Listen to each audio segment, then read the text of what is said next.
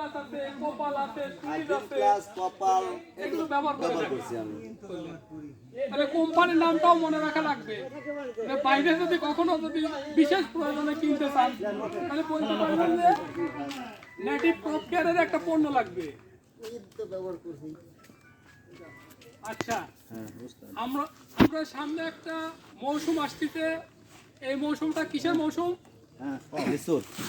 পেঁয়াজ, রসুন এবং লিচু। এইদিকে লিচু আসলে আমাদের এইদিকে অর্থকরী ফসল হিসাবে আমরা পেঁয়াজ এবং রসুনকে ধরে থাকি।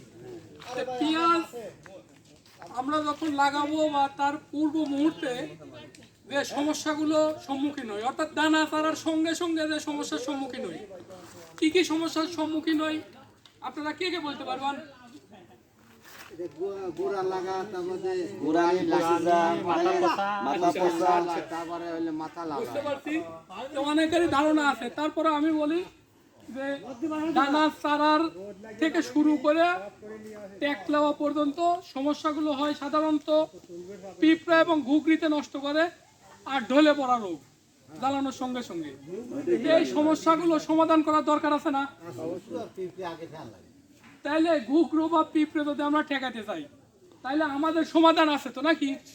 সমাধান আমাদের এখানে আছে। সেই সমাধান হচ্ছে পিঁপড়া এবং ঘুঘরি ঠেকাবো আমরা এই মঙ্গল দিয়ে। বুঝলেন? আপনাদের কাছে তো থাকবেই।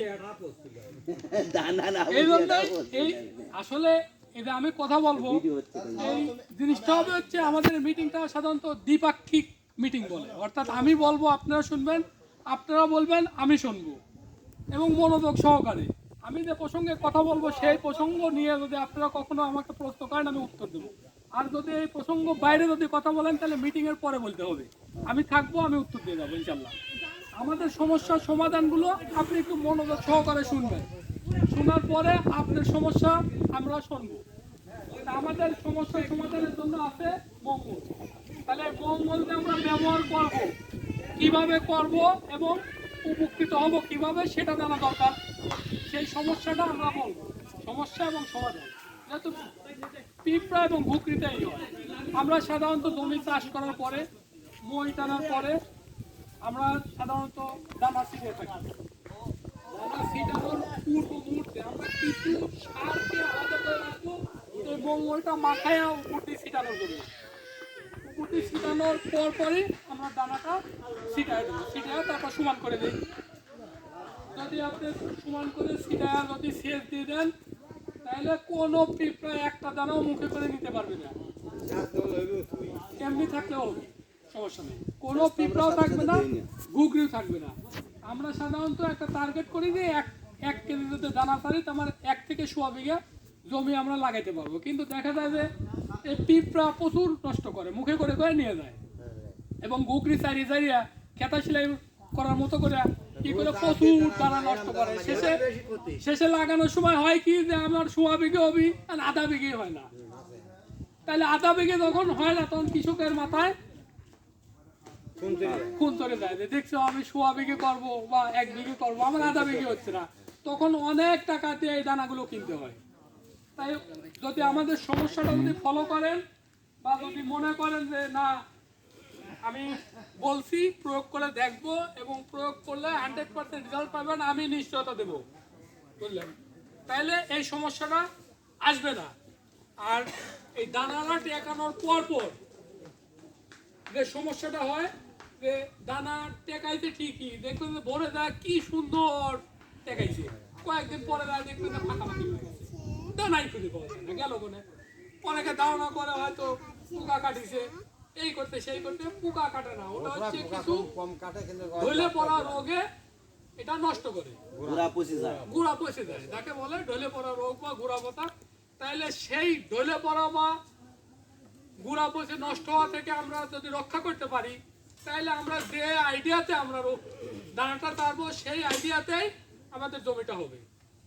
তাইলে দানাটা যদি ঢলে না পড়ে সেই সমাধান আমরা জানবো না, সেই সমাধানটাও আমরা দেখাবো। সেই সমাধানের জন্য আমাদের এই কপাল, বুঝলেন, এই কপাল এই দানাতে প্রয়োগ করার নিয়ম আছে।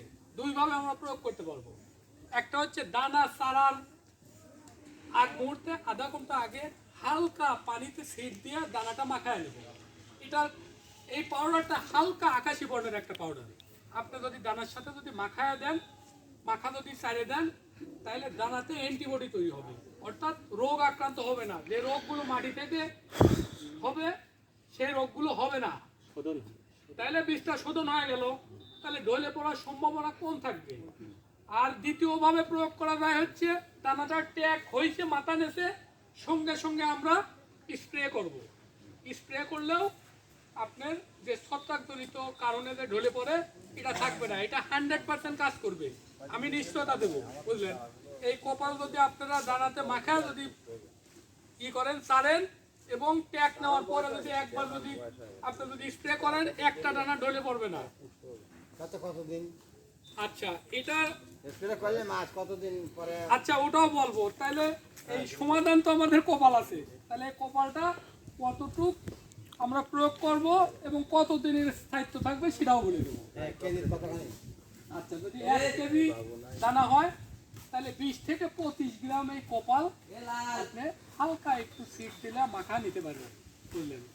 আর যদি স্প্রে করেন, স্প্রে করতে 25 গ্রাম ঢোকে, 16 লিটার 25 গ্রাম দিয়ে সুন্দর করে স্প্রে দিলাম, এতে অ্যান্টিবডি তৈরি হবে এবং দানা মাখানোর পরে তারপরে যদি দানা মাখায় দেই বিষ দিয়ে, তারপরে কি স্প্রেও দিতে হবে? যদি দানা মাখা দেন তাহলে স্প্রে দিতে স্প্রে হবে। দিতে হবে, কিন্তু কতটা তাড়াহুড়া করা লাগবে না। আর যদি মাখা না দেন তাহলে ঢলে পড়া রোগের আক্রান্ত তো হয় না। 100% দেওয়া লাগে। হ্যাঁ,